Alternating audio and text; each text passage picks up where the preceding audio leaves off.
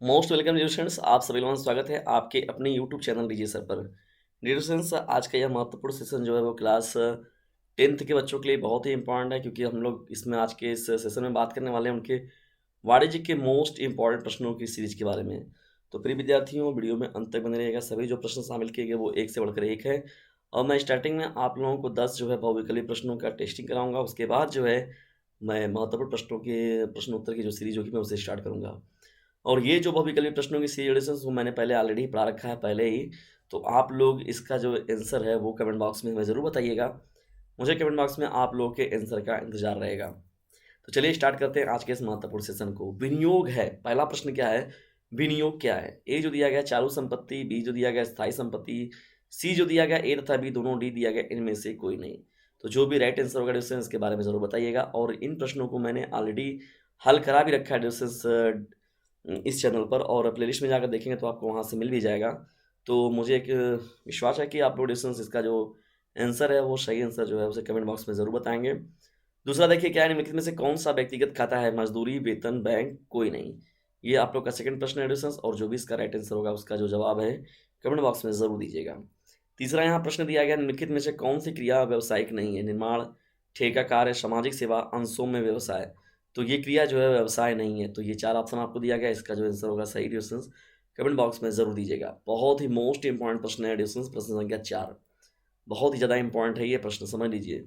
14 बैंकों का राष्ट्रीयकरण किस वर्ष में हुआ था? प्रश्न को ध्यान सुनिए। 14 बैंकों का राष्ट्रीयकरण किस वर्ष में हुआ था? 1959, 1969, 1984, 1994। बहुत ही महत्वपूर्ण प्रश्न है ये। पांचवा हम लोग का प्रश्न है, अर्थशास्त्र धन का विज्ञान है, यह कथन किस अर्थशास्त्री का है? जेके मेहता, मार्शल, एडम स्मिथ, इनमें से कोई नहीं। बहुत ही महत्वपूर्ण प्रश्न है डिस्कशन ये। बैंक अधिवर्ष है, चालू संपत्ति, चालू दायित्व, स्थायी संपत्ति, इनमें से कोई नहीं। ये आपका छठवां प्रश्न हो जाएगा। सातवां क्या है, निम्नलिखित में से कौन सा वास्तविक खाता है? पूंजी खाता हो गया, आरण खाता हो गया, मशीन खाता हो गया, इनमें से कोई नहीं। रिलेशन इन प्रश्नों को देख लीजिएगा एक बार आप लोग। उसके बाद प्लेलिस्ट में मैं आप लोग को प्रोवाइड भी करा दूंगा, और डिस्क्रिप्शन बॉक्स में वहाँ पर नंबर भी आप लोग को मिलेगा। उसमें और ज़्यादा जो मोस्ट इंपॉर्टेंट जो वाणिज्य के एडिशंस वो आप लोग को मिल जाएगा, और वहाँ पे एक नंबर मिलेगा, उससे आप व्हाट्सएप मैसेज भी कर सकते हैं। ठीक है। आठवां देखिए प्रश्न क्या है, विनिमय पत्र विपत्र द्वारा लिखा जाता है, स्वीकर्ता, लेनदार, स्वीकारी, इनमें से कोई नहीं। ये आपका आठवां प्रश्न हो जाएगा। नौवां प्रश्न क्या है, रुपए 500 के नोट का विमुद्रीकरण हुआ था 15 अगस्त 2016 को, 2 अक्टूबर 2016 को, 8 नवंबर 2016 को, 30 दिसंबर 2016 को। ठीक है, बहुत ही महत्वपूर्ण घटना है डिस्कशंस। 10वां प्रश्न है, बुनाए गए भी विपत्रों पर दायित्व है, क्या है? पहला जो विकल्प नंबर ए है स्थायी दायित्व, बी जो दिया गया चालू दायित्व, सी जो दिया गया संभाव दायित्व, डी दिया गया इनमें से कोई नहीं। तो इन 10 प्रश्नों का डिस्कशन जो भी महत्वपूर्ण प्रश्न था इसका जरूर कमेंट बॉक्स में आंसर दीजिएगा। 11वां देखिए प्रश्न क्या है, इनमें से कौन सा बैंक भारत में राष्ट्रीयकृत बैंक है? Yes bank, Punjab national bank, axis bank, और इनमें से कोई नहीं। तो डिस्टेंस ये सीधा सीधा प्रश्न है आप लोगों का।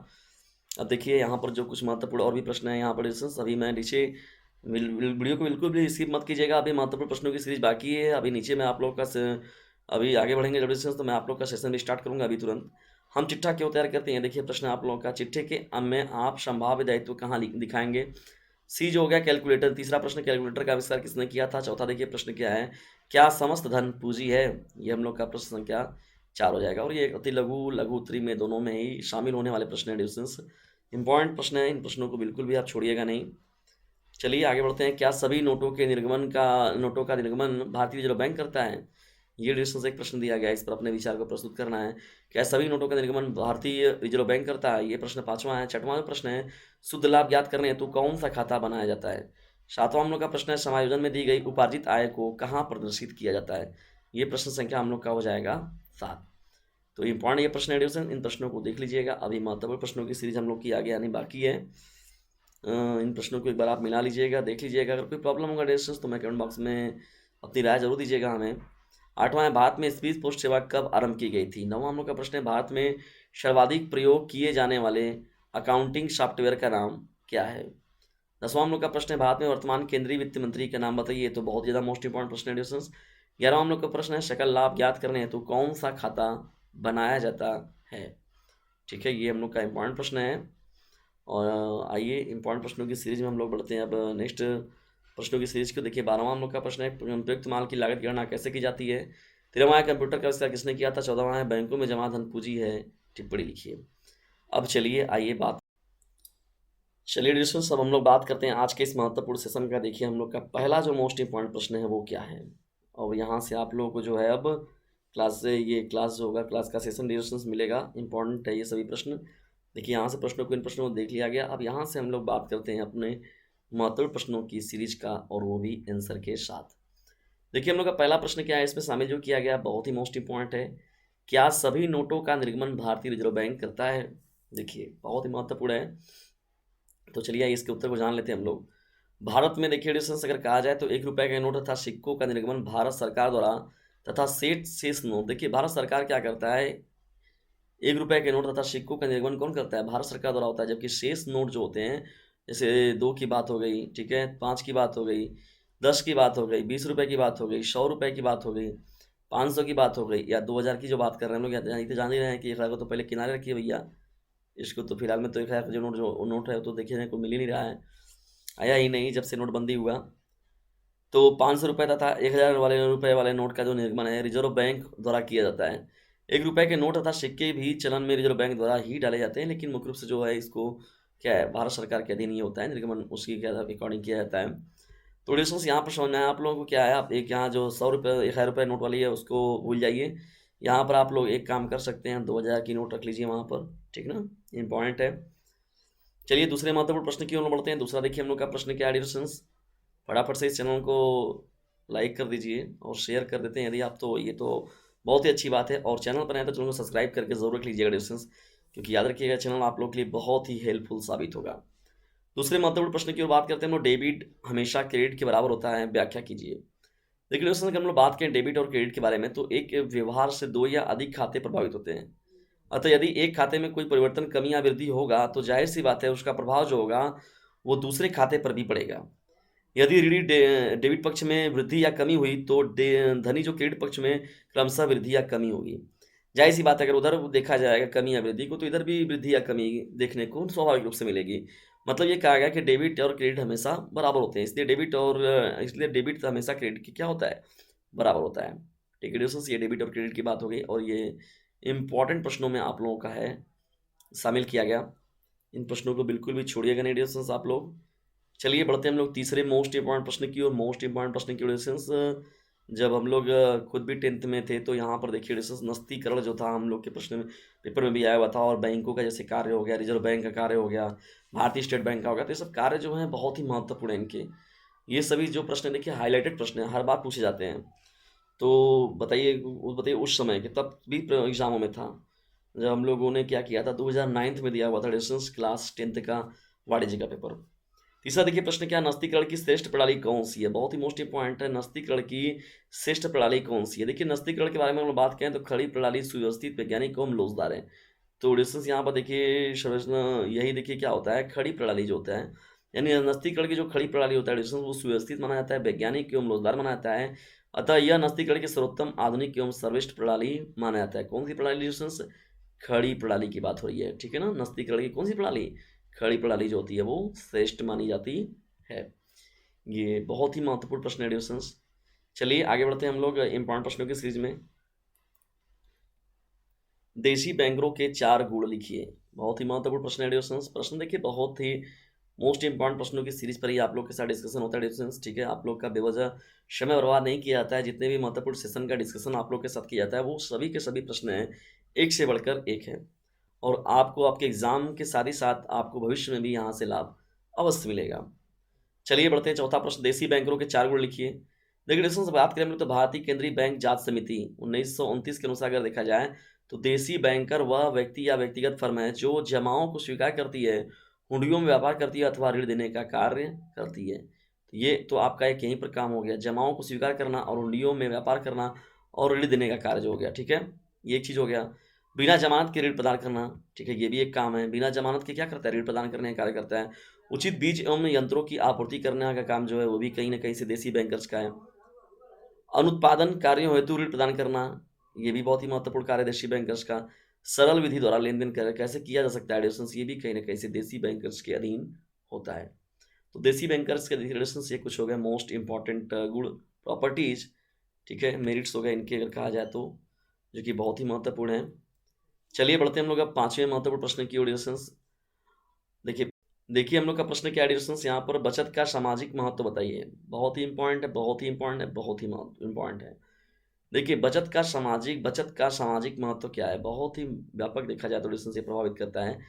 इससे लोगों को रोजगार मिलता है, वह प्रति व्यक्ति आय में वृद्धि होती है। प्रति व्यक्ति आय बढ़ने से राष्ट्रीय आय में वृद्धि होगी, जाहिर सी बात है। राष्ट्रीय आय का निर्धारण क्या करता है, हर एक व्यक्ति करता है। प्रति व्यक्ति आय पर ही निर्भर करता है राष्ट्रीय आय। और लोगों के रहन सहने का स्तर भी क्या होगा, ऊंचा होगा, जाहिर सी बात है।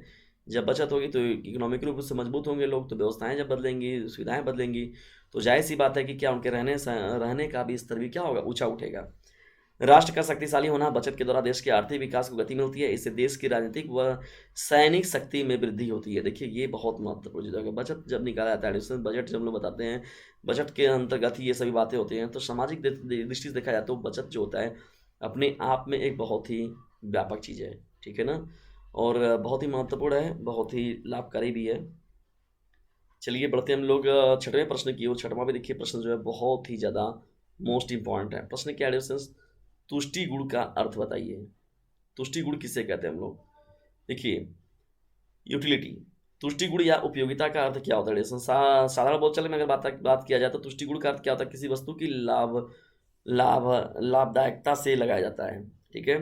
मीनिंग ऑफ यूटिलिटी का मतलब क्या होता है, मीनिंग ऑफ यूटिलिटी का अगर मतलब देखा जाए तो क्या होता है कि किसी वस्तु की कितना लाभ कोई वस्तु पहुंचा रही है, उसी की दृष्टिकोण से हम लोग जब देखते हैं तो तुष्टि गुण कहते हैं हम लोग। किंतु अर्थशास्त्र में अगर देखा जाए तो तुष्टि गुण का अभिप्राय किसी वस्तु या सेवा की उस क्षमता या गुण से है जिसके द्वारा मनुष्य की किसी आवश्यकता की संतुष्टि की जा सके। अर्थशास्त्र के दृष्टिकोण से देखेंगे तो ये डिफिनेशन जो होगा आपका वो बेस्ट रहेगा, ठीक है। तुष्टि गुण का अभिप्राय किसी वस्तु या सेवा के उस क्षमता या गुण से होता है जिसके द्वारा मनुष्य की किसी आवश्यकता की संतुष्टि की जा सकती है। ये आप लोगों का इंपॉर्टेंट प्रश्न हो जाएगा। प्रश्न संख्या जो 6 यहाँ पर डिस्कशन आप लोग के साथ किया जा रहा है। चलिए बढ़ते हैं हम लोग आगे और देखते हैं नेक्स्ट प्रश्नों को। तो नेक्स्ट प्रश्न में देखिए हमारा क्या है, बचत का सामाजिक महत्व बताइए। तो हमने डिस्कशन आप लोग के साथ पहले ही किया, अभी जस्ट ऊपर ही मैंने किया हुआ था इस प्रश्न का डिस्कशन। विनिमय पत्र क्या है, बहुत ही मोस्ट इंपॉर्टेंट प्रश्न, विनिमय पत्र क्या है। विनिमय पत्र, तो डिस्कशन देखिए विनिमय पत्र, आइए समझते हैं हम लोग कि विनिमय पत्र क्या होता है। विनिमय पत्र ऐसी लेखबद्ध लिखित पत्र है जिसमें एक निश्चित व्यक्ति को यह निर्देश देने वाला उसके रचयिता द्वारा हस्ताक्षरित आदर्श अशर्त आदेश अंतर्विष्ट हो कि वह एक निश्चित व्यक्ति को या उसके आदेशानुसार या उस लिखक के वाहक को ही धन की एक निश्चित राशि क्या करे, संदत्त करे। तो ये विनिमय पत्र होता है। विनिमय का मतलब आप लोग जानते हैं, लेन देन। तो लेन देन के सिलसिले में एक पत्र तैयार किया जाता है, उसे हम लोग क्या बोलते हैं, विनिमय पत्र बोलते हैं। तो डिस्कशंस ये रहा आज का बहुत ही मोस्ट इंपॉर्टेंट वाणिज्य का महत्वपूर्ण सेशन। आज का यह महत्वपूर्ण वाणिज्य का सेशन आप लोग कैसा लगा इसके बारे में कमेंट बॉक्स में ज़रूर बताएं। और यदि वीडियो थोड़ा सा भी आप लोग के हेल्पफुल लगा हो तो डिस्कशंस से प्लीज़ लाइक शेयर और सब्सक्राइब करना बिल्कुल भी ना भूलें। और डिस्कशंस एक बात याद रखिएगा, लोगों के अंदर ज्ञान की पूंगी बजाने वाला जो चैनल है उसका नाम है डीजे सर। तो डिस्कशंस का इसका एक नंबर भी याद रखिएगा 950, ठीक है। और डिस्क्रिप्शन बॉक्स में भी ये नंबर आप लोग को मिल जाएगा 950 690, ठीक है डिस्टेंस 950 690 हो गया आप लोगों का, और हो जाएगा 285 7, ठीक है। ये बहुत ही ज़्यादा मोस्ट इम्पॉर्टेंट है, 285 7। तो ये डिस्टेंस है आप लोग का मोस्ट इम्पॉर्टेंट नंबर। तो इस नंबर का आप लोग भी लाभ उठाइए और लोगों को भी लाभान्वित करिए।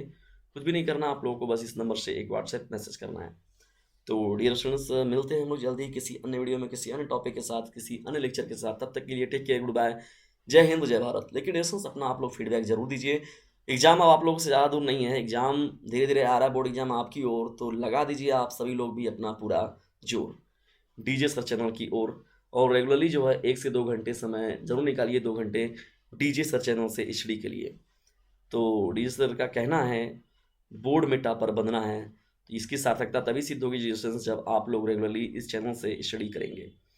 तो जल्दी मिलते हैं किसी अन्य टॉपिक के साथ, तब तक के लिए टेक केयर, गुड बाय, जय हिंद जय भारत।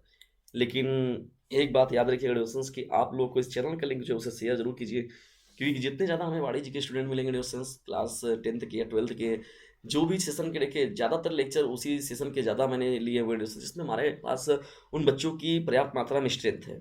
तो स्ट्रेंथ जोड़िए और रेगुलरली अपने क्लासेस पाइए। जय हिंद जय भारत।